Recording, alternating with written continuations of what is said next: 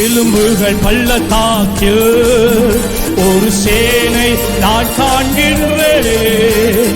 அதிகாரம் தந்திடுமே தீர்க்க தரிசனம் உரைத்திட. தேவ ஆவியானவர் உங்கள் மேலே இறங்குவதை உணர்ந்து கொள்ளுங்கள், உணர்ந்து கொள்ளுங்கள். சரீரத்தில் உணருங்கள், ஆத்துமாவிலே உணருங்கள். ஆவி தேவனோடு இணைவதாக.